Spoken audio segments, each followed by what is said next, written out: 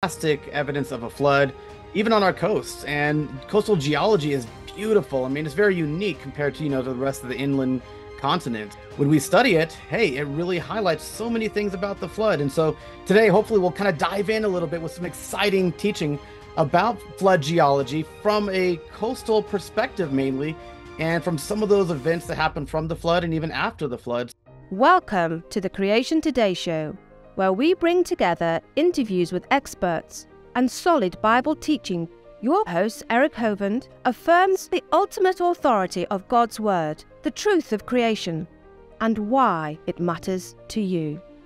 Well, good morning, good afternoon, or good evening, depending on what time it is where you are. I need you to do me a favor today. Type into the comments the answer to this very question. What is a geologist's favorite chair? What is a geologist's favorite chair? Type the answer into the comments if you think you know. Welcome to the Creation Today show, guys. Our job here is to turn stumbling blocks into stepping stones. And believe me, today is going to be a big, giant stepping stone because we're talking about geology. That means today's show is going to totally rock. Geology is awesome, and it doesn't even have a choice. It has to rock. If you live along or have ever been to or visited or vacationed in the West Coast or along the East Coast, you are in for a treat because you will have seen some of the very features that we're going to be talking about in today's conversation. Does coastal geology reveal a global flood? Joining me to discuss this is our good friend Nate Loper from Canyon Ministries out in Arizona.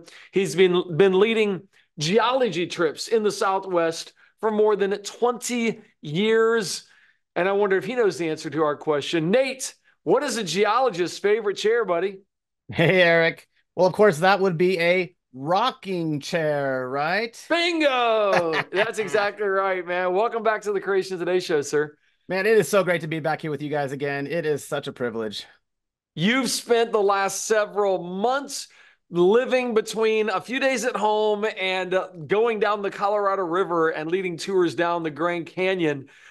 Wow, what's that like? You're in peak season right now, so tell us about that real quick and what your ministry. I just finished up 2 days ago, finished up my 5th river trip of this season, which, Eric, it was a milestone trip because that made 5,000 miles that I've rafted through the Grand Canyon over all these years, 39 trips. Wow. So we were celebrating. It's exciting. You've gone now more than over 5,000 miles on the Colorado River going down. That's a lot of time sitting on a raft, buddy. That is, but it's a lot of fun too because we got some of the best creation geology on the planet to see and to study and understand the things of the flood. So I love it. It never gets old. I had a guy yesterday morning Facebook message me and say, Eric, I'm going to the Grand Canyon. It's on my bucket list. I'm getting old. What do I need to know? I called him right away. I said, Canyon Ministries, Nate Loper. Here's the website. Book it right there because you guys offer hiking trips, rafting trips, day trips. I don't know. It's kind of however you want to visit it. You guys provide a way to go visit it. Yeah, absolutely. We're there every single day except for Sundays running trips. And Eric, this year we'll see over 4,000 people come through trips and tours at the Grand Canyon from a biblical creation and flood perspective. So that is phenomenal, isn't it? I love that. I love that people are getting the right perspective. Well, I want to talk today about coastal geology. Our conversation I had 2 days ago, our friend Jeremy Wiles, who did the Conquer series, and he's the one who did the filming of the Genesis movie for us. He sent me a clip, and I was like, "Oh, this is so cool!" Kent, play that clip from Jeremy real quick. Hey, dude, I know you're a big fan of geology. What do you think of these? They're called basalt columns. Is that incredible? In Iceland. So he's over in Iceland and he's like, check out these basalt columns coming out. I'm like, dude, coastal geology, you go to Maine, it's incredible. Off the coast of California, it's incredible. You got the white cliffs of Dover, incredible. The what's the pathway, the Giant's Causeway. Yep. So, oh man, I open this up because if coastal geology really does prove a flood or is evidence for a flood, that has some serious implications that we need to talk about, some very serious implications. Yeah, absolutely, Eric. So we've got fantastic evidence of a flood, even on our coasts. And coastal geology is beautiful. I mean, it's very unique compared to, to the rest of the inland continents. And so when we study it, hey, it really highlights so many things about the flood. And so today, hopefully, we'll kind of dive in a little bit with some exciting teaching about flood geology from a coastal perspective, mainly, and from some of those events that happened from the flood and even after the flood. So hopefully it'll be kind of eye-opening for a lot of folks today. I love it. Now, geology has, I don't know, in my opinion, has the ability to be kind of boring. So we're gonna have to make sure it's not boring. I think it's fascinating, but I don't know. When I was a kid, I'd go look at rocks with my dad, and I'm like, dude, it's a rock. Who cares? I did not care. And the older I got, and especially going down the Colorado River with you and with Andrew Schnelling and John Whitmore, I'm like, oh my goodness, there is some amazing information you can discover here. Yeah, absolutely. I love rocks in geology, so we have a saying geology rocks. So I don't know if you think rocks from geology are boring. I don't know. You got to come hang out with me. We'll have a lot of fun.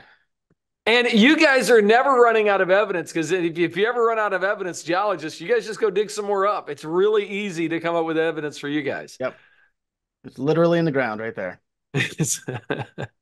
All right, so introduce us to. Oh, and by the way, you've got a couple copies of a DVD, the DVD After the Flood that came out. That you want to. You said you'd be willing to ship some of those out. We can do a little giveaway Absolutely. today. Yeah, we'd love to give away 3 copies of the brand new film, Is Genesis History Part 2, Mountains After the Flood, because a lot of it has to do with, features of mountains and events of the flood. And then after the flood, things like how was the Grand Canyon carved? Dr. Steve Austin talks about that. What about post-flood formations and features? And so Dr. John Whitmore from Cedarville University talks about that. And it also highlights Dr. Andrew Snelling's research trip that we helped co-lead down the Grand Canyon about the rock fold and bent and folded sedimentary layers. And it features our Canyon Ministries team in there. So we would love to showcase that fantastic evidence from a scientific perspective that also supports what we see in Scripture. All right. Well, if you want to be entered to win that giveaway, if you're on YouTube or on Facebook or right here as one of our Creation Today partners, please enter into the chat. Where are you listening from? Don't enter that phrase. Actually, answer that question. Okay. Answer the question. Where are you watching from? Give us a state, give us a city, give us something, and or give us a country, and we'd love to know where you're listening from to be entered to win that. We'll give those away right at the half-hour mark before we break. Nate, let's jump into these tectonic plates. Let's talk about coastal geology. By the way, do you know why tectonic plates don't talk to each other very much? Why is that, Eric? Because there's just too much friction between them, man. They just Oh, can't get along. terrible. Reminds me of a lot of marriages these days. Oh, Lots of boy. friction. Anyhow, let's put those jokes aside for now. Let's get into some real stuff, huh? Love My it. sentiments exactly. You are unending with those great jokes. I'm telling Can you, I we need to keep write. going? I'm trying to be nice about this, but Yeah, we should never take those kind of jokes for granted because they're yeah, fantastic. granted, yeah. All right, you need to help us write our new guidebook. That would be great. Let's jump right into coastal geology. So I'm going to share the screen, so hopefully everyone will be able to see it here in just a moment. And yeah, You know let's. when a good time to be a geologist would have been, Nate? A really good time to be a geologist? When's that? Back in the Stone Age, man. That's when, man, would have been the perfect time to be a geologist. But oh well, here we are today. We're gonna do a whole episode of jokes, aren't we? You know I what a love it. geologist's favorite restaurant is, Nate? Do you? Do What's that? you? What is it? Hard Rock Cafe, baby. Hard Rock Cafe. All right. I love it. Let's write these down because I need to remember these and Yeah, teach our man. guides. I even learned what a geologist's favorite drink was on my last trip down the canyon. Yeah. Anything on the rocks. Anything on the rocks, especially in the Grand Canyon. We need ice on everything, don't we? It's You hot do, right you now. do. It's hot. Oh, brother. Uh, All right. So, anyhow, let's dive into some coastal geology. How about that? And kind of talk a little bit about some of those fantastic features that we find around the world.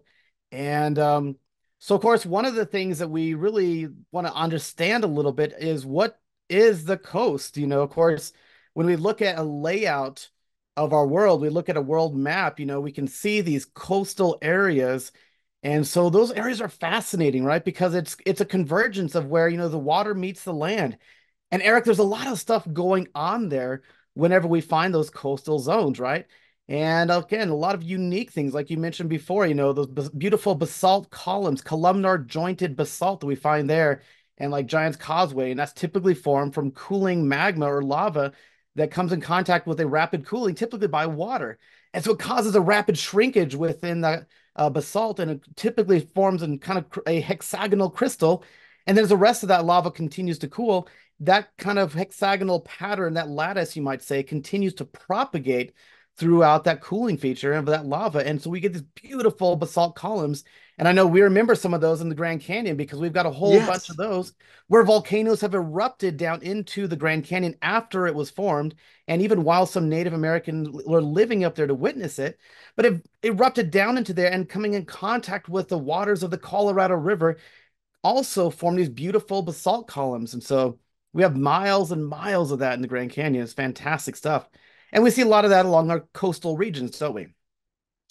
So let's talk a little bit about these coastal regions. And we look at, again, at a world map, and we look at our continents, we look at our coasts. But of course, one thing we've got to realize, Eric, is the world map that we see today and the coastlines that we see today are not necessarily the original created coast, right? It's not the original world that was first created. That world was very different. So, to kind of get an understanding of what original created coastlines may have looked like, we kind of start to put together the pieces of the puzzle. And of course, in this case, it's a literal puzzle, isn't it? Yeah. So, what we'll begin to look at is, what did the world look like in the pre-flood world? And Eric, we do believe that the continents have moved, that they've broken apart, they've shifted. We do believe that there was, big supercontinents. And so oftentimes in creation geology, we oftentimes refer to that original created continent as Rodinia. And so you can see Rodinia would kind of be this massive supercontinent. And Eric, I think it makes a lot of sense, even from scripture, what we see, that we would have a supercontinent because we look at day 3 of creation, for example, in Genesis chapter 1. It talks about on day 3 of creation that God drew all the water to one place so that dry Yeah. land would appear. And it kind of makes sense in my mind, at least, that if you draw the water to one place, opposite of that one place, you would have one big land mass rising up. And we do see evidence of a massive supercontinent in the pre-flood world. A lot of our sedimentary rock layers, I think, exhibit that, especially some of the earliest sedimentary rocks, like you and I saw in the Grand Canyon with that Tapete sandstone, right? That layer of rock and its equivalent blanket multiple continents. So to get it across multiple continents means they had to be conjoined at the very beginning of the flood, right? And So, I guess in my mind, because that's something that I was brought up believing, no, there was no such thing as Pangea, the continents. That's an evolutionary idea. We believe the Bible, so we're not going to hold to the Pangea idea. But really, the more I've studied this over the years, it still fits with the biblical model, the Rodinia or the Pangea, and that they did spread apart. And it makes sense of, okay, hey, go fill the earth. I mean, right. with today's modern earth, that would have been a lot harder for Adam and Eve to fill the earth if it was already kind of split up and spread apart the way we see it today. Yeah, absolutely. So, these ideas, absolutely right. We talk about Pangea and everyone says, well, wait a minute, that's an evolutionary thing. That's millions of years of slow, gradual continental drift. And we're not talking about slow, gradual continental drift over millions of years. We are talking about more like continental sprint, a rapid movement of tectonic plates and continents during this year-long flood, and perhaps for some time even after that, driven by a really big catastrophe that is really moving and shaping and shaking the world. So the terms, we use the same terms, but we don't assign the same ages nor the same slow uniformitarian processes to them that we observe today. Because Eric, the present is not the key to the past, right? So So true. what we're diving into is, this original created continent we kind of call Rodinia because we see that there was a landmass. And it appears at the early stages of the flood that this landmass began to break apart. And then early on, it actually slammed together momentarily. And that's what we refer to as Pangea. And so the same concept is actually used in both creation and secular geology, a breakup and then a collision back together, forming this Pangea. And in creation terms, we're talking about a short, collision together. And you see on this picture here, this is actually underwater. This is when the world is being flooded by water. So these continents are underwater. They're slamming together, forcing up, mountain ranges like we'll talk about in a moment. And then, of course, during the year-long flood, they break apart again, they move apart. And then today we have a separation of these continents. But this idea of continental drift or continental separation really is not a new concept, if you will. It was actually proposed back in 1859 by a creationist and geologist, Antonio Snyder Pellegrini, who proposed that there was a separation of these continents. You look at a map of the world and they seem to fit together like a big puzzle piece, right? And so that's exactly what we're looking at. We're looking at a big puzzle piece from these continents that have been separated and moved apart. And so he proposed this. He, actually wrote on it back in 1859. But of course, he didn't get a whole lot of publicity on that and big news because in 1859, there was another book by someone else that was published. And that, of course, was The Origin of Species with Charles Darwin. So he kind of took center stage from Antonio there, and basically his kind of got brushed under the rug a little bit. But then we continue to look at this and study it, and great things with like side scan sonar, able to study the bottoms of the oceans. I think it was the 1930s around that time, and we began to survey the bottom of the ocean, and we found tremendous more evidence of this fitting together of a puzzle piece. You look at what we call the Mid-Atlantic Ridge or the Mid-Atlantic Oceanic Ridge, and this is a ridge line that runs kind of right in between these continents. And it literally is like puzzle pieces, the joints of puzzle pieces. You can see the conjoining outlines between North and South America fitting together with Europe and Africa. And so, Eric, we see that, yes, there's tremendous evidence in physical geology for a supercontinent at the beginning of the flood, a collision momentarily, then a breakup. And then today our continents have separated and moved apart, right? So does everybody call it Rodinia and Pangea, or is Rodinia a creationist term, Pangea an evolutionist? No, describe that. Both of those are actually used in both creation and secular geology. And Okay. Rodinia is one of the phases used in the secular geological world. And Rodinia is basically used in the creation geology world as the beginning formation of the world on day 3 of creation until we get to the flood in Noah's day. And then that landmass was broken apart and moved slightly and then collision back together momentarily. That collision pushed the land together again, creating what we call Pangea. Same thing the secular geologists would say, but they pushed together momentarily for a short time and then pulled apart and separated to what we see today. And so those are Wow. similar terms used interchangeably among creation geology and secular geology. In fact, the picture I showed you before, that comes from our friends at Answers in Genesis with a fantastic article on there by Dr. Andrew Snelling, who talks about Pangea versus Rodinia and what we see today and all of those features. So jump on there, I would say, have anybody watching jump on their website, look that up because fantastic evidence for a created world and what happened during the flood.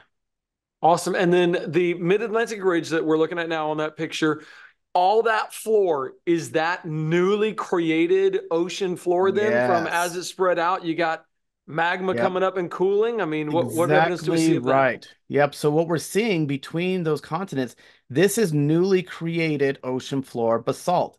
And this is actually agreed upon by all geologists, even those in the secular community. They agree that the ocean floors are the newest, land, you might say, the newest ground floor of the planet. And this is happening because at this mid-Atlantic ridge, it's almost like a conveyor belt of magma and lava coming up. And as it pushes out, it actually pushes the continents away. Now, today, of course, it's happening very, very slowly, but during the flood, we believe that this took place rapidly. One of those great models that we often use to explain is called catastrophic plate tectonics, having to do with runaway subduction of tectonic plates, moving these continents rapidly, kind of like at a swift walking pace, you might say.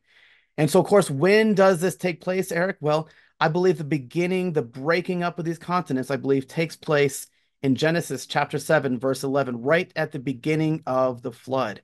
And what does it tell us? Genesis 7, verse 11, talking about the beginning of the flood, it tells us on that day, all the fountains of the great deep burst forth, and the windows of heaven were opened. And so when I read in the Hebrew, in Genesis 7:11, the fountains of the great deep, that word great deep, the word deep in the Hebrew is the word tehom, which is referring to the oceans themselves, the ocean basins. And so what we look at, especially with catastrophic plate tectonics, is we would see fountains or geysers of water shooting up from the oceans. And according to that model, what I tend to favor is these geysers are actually being formed as the land masses and as fracturing of tectonic plates are happening. We're exposing magma and lava to the sea floor. It's coming up and it's contacting seawater. And of course, that lava contacting seawater is causing that water to flash into steam and produce huge geysers. So if you were to witness the beginning of the flood, you would see massive geysers, probably even like a geyser curtain along this mid-Atlantic ridge, shooting up to incredible heights. And it would be like these fountains from the ocean, the fountains of the great deep are bursting forth. And this is the beginning of breaking up of continents and tectonic plate movements. And then, Eric, we get, of course, the rains coming down, the windows of heaven were open. So this is when I see the beginning, the breakup of the continents, the movement of these land masses. You're saying that with that idea, you can still today look at coastal geology, and that helps confirm exactly what you're describing here. Yeah, absolutely. I think it's fantastic. You can see underwater. You can also see the coastlines, again, how they match up. And I think it's some great supporting evidence in science, what we see in scripture with God's word right there in Genesis 7:11. Do show. Yeah, pretty cool. So one of the things we always got to think about, people don't always realize is, of course, we always have this kind of small idea of what the flood was like in a Sunday school environment, or oftentimes in churches and cartoons. We just kind of think of, the rains came down and the floods came up, just kind of little things like that, and a cute little fun Sunday school song. And no, the flood was tumultuous. The Bible tells us that God was going to destroy the earth with the flood, right? And so it's not just mere water that we have. The flood was a massive, catastrophic tectonic event too, wasn't it? We would have volcanoes and earthquakes going off around the planet. We have the breakup of these continents. And as these continents are moving and shifting, sometimes these continents are slamming together. And as they do, they're buckling and forcing up huge major mountain ranges. So that during this year-long flood process, mountains are rising. Tremendous changes are happening. And a lot of that, Eric, a lot of that happens along our coastal regions, because it's those coastal regions where these tectonic plates oftentimes come together and have the most, catastrophic effects, you might say, right? So one of those great scriptures we look at that directly tells us that is Psalm 104. Psalm 104 talks about the flood, doesn't it? And Psalm 104 verse 8 tells us that mountains rose and valleys sank to the place that you appoint for them. So this is the direct scripture we see there. We see the rising up of these mountains, and we see that during the flood, mountains are rising, valleys are sinking. So the tectonic forces of the earth are actually pushing up incredible mountain ranges. And so it's changing the landscape of our planet, changing the surface of our world, and even the continents that we see up here on the surface today are being affected by the flood. Oh, so you think it was so you think the mountains formed back when the plates hit each other for coming back together for Pangea and then split apart? Or do we know the timing of it? Was it during or was it after? Because I'm thinking, okay, now we also got mountain ranges on the west coast of United States. Did those run into something else? And it's like the crumpling of a hood of a car, it hit something? Like, how does that? So I think a lot of what's happening is taking place during the entire year flood, and even sometimes afterwards. We've got mountains that are being formed.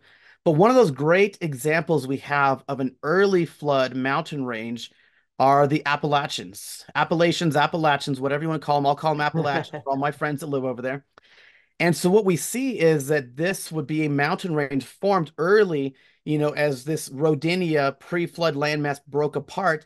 When it collided back together to push together to form what we call Pangea, it buckled up and crunched up this mountain range, the Appalachian Mountains, which a lot of people don't realize is not just found on the eastern side of the United States. This mountain range, Eric, goes all the way up through the British Isles, all the way up into Scandinavian region. The Caledonian Mountains are actually the exact same mountain range as the Appalachians. And so this was when they were together, they buckled together formed a banded strip of land. And then when they pulled apart, now they're separated to distances. You can match up the exact same geology. Top half ended up sticking over in what is now Europe. Bottom half broke off and stayed with what is now the North America. Okay. Absolutely. So if you go up the British Isles, you can go up there. A few years ago, we were up there in Scotland. And so here's a video I took on Loch Ness. We're out there looking for Nessie, of course. But look at these beautiful mountains. And if you look at the geology up there, it's actually very similar to what we see in Appalachia. They're very similar looking mountains and features and formations. And so this up there, the highlands of Scotland up there by Inverness and Loch Ness, we're out there looking out there and I'm watching and loving the lake and looking for Nessie, of course, but I'm also just fascinating by the geology that we see because it matches what we see down here across the eastern United States. Huh. So here you have coastlines that are showing evidence of a coming together and then a separating apart. Absolutely. And here's another tremendous evidence of that. The Appalachian Mountains are a crumple zone that you can see with satellite imagery. These are mountains that have been pushed up together. It's like when you collide two cars together, you see all the crumpled denting of the hood. This is the same sort of thing we see from satellite imagery. We can see this crumple zone, a big banded zone where they push together. And so, Eric, we believe that the Appalachians were formed early in the flood through the collision of these continents. And one of the reasons we say it also formed early in the flood, not just because of the sediments that cross the boundaries, but also the fact that this mountain range is actually pretty low down. It's been worn down. Why are the Appalachians so much smaller than the Rockies or many other mountains? Because this was formed early in the flood, and the continual movement of water, especially from the tides going east to west, the tidal effect carrying water across the continents, are eroding these mountains down. So they are eroded and worn down during the flood. And so a lot of that sediment that was building up these mountains originally has been, worn down, eroded down, and they've kind of leveled some of these mountains. Now, the secular geology community will say the Appalachians are the oldest mountain. They're ancient mountains. And the reason they say that is because they're worn down. And it's not necessarily that they're ancient and slow, gradual erosion. It's that they were pushed up early in the flood, and the continual movement of floodwaters, like I said, primarily driven from tidal effects going east to west, has actually worn them down. You know how we know that that was one of the things that happened of great physical evidence? It's actually in my backyard right here in Arizona and up into Utah. Few people realize this, but Eric, did you know that the Appalachians are actually here in the Southwest? Bet you didn't know No. that. Bet you didn't know that. Bet few people didn't know that because What? they've actually done the radiometric studies of the sand grains, zircon crystal sand grains within what we call the Navajo sandstone nearby, which is in southern Utah and into Arizona. They've done the radiometric fingerprinting of it, and they've actually determined the Navajo sandstone that we see here, that's kind of at the top of Lee's Ferry, up atop of the Vermilion Cliffs up there, that whole basin. You've seen it before, Eric, and going up into Zion, making up Zion National Park. Well, that Navajo sandstone, secular geologists have confirmed, and they believe that it comes from the Appalachian Mountains.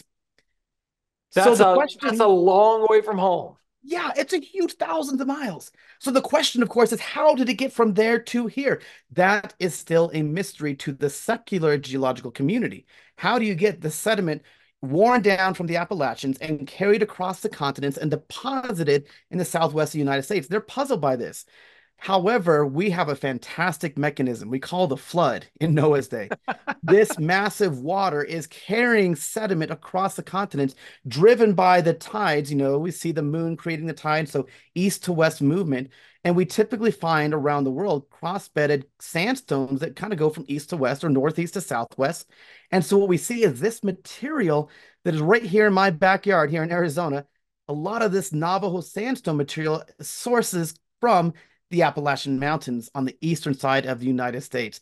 It's been carried across the continent. Now, if you've got a continent-wide material movement, that means it's a continent-wide mechanism to do that. And when it can be shown to be driven by water, we've got a cross-continental moving water event. And Eric, I think you might call that a flood, right? Sounds like I think that would be Webster's definition of a flood, no doubt about it. You got me fascinated. So I've been going to Google Maps and I'm looking at all the crumples and the lining of them. And you're right. It's just that it perfectly follows. And I'm zooming out and going all the way. Sorry, I'm still on your other on your past point, going all the way up to Norway, which is where I'm from, my ancestors. And I'm just, Mhm. it's fascinating to see that line walk all the way through there. That's interesting. It's phenomenal, yeah, and that's agreed on by both the secular and geological and creation geological communities. And so, of course, we look at the same evidence and we see very similar things, but the difference there, of course, is when did it happen? How long did it take? And what were some of the mechanisms behind that? We don't deny this physical science we see. It's just we look at a different way of how that actually happened. And of course, we're given a source in scripture, the Bible, that talks about it. And so, Eric, you talked about, up there in the Scandinavian region where your ancestors are from. Well, there's some other fantastic sediment where you live actually right now that comes very similar to that.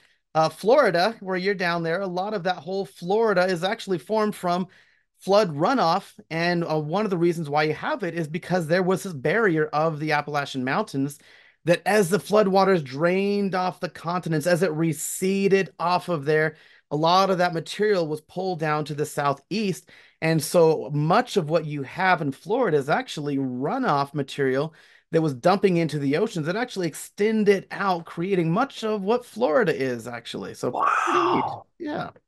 Now, okay, I gotta let social media go, but real quick, answer this. Like, how do we explain all the sand down here? I mean, we do have the best beaches in the world, in my humble and correct opinion on that. My wife and I spent the day at the beach yesterday. I would say It's so. absolutely beautiful. Does that, how do you account for all the sand? Or is that what, just like you have the sand that's now sandstone, our sand didn't turn into sandstone? Like, how do you explain that? Yeah, a lot of material, if it's not forming into sandstone, it's still like particulate sand. And so the erosions and runoff of material, the dirt and sediment and sand from the flood is creating a lot of sand. But also what you've got around there, you've got coastal beaches that have a lot of corals. And so as corals are being broken down and as material, even sandstone and especially limestone, you've got a lot of that limestone there as it's breaking down from, the effects of the oceans we'll talk about later, that is actually creating, it's pulverizing stuff, creating tremendous amount of sand. And so we're going to cover sand, formation here in a little while. But yeah, you've got some of the best beautiful sand up there in the whole United States. Absolutely. I would definitely agree with that. That is awesome. Well, let me give away some. Oh, girls, do I have any winners? Do you guys have some winners for me? I'm not sure where my winners are for. Oh, they're there. Okay, I see them. I got them. I got them on YouTube. If you're watching, you get a free DVD. You need to send us an email if you're the winner here. Mario from North Carolina. Mario from North Carolina. You're going to get that free DVD. Mountains After the Flood on the Genesis Movie Facebook page. Johnny from South Carolina. Looks like they like you guys over there on the East Coast right now today. And then for the Creation Today partners, Hannah S.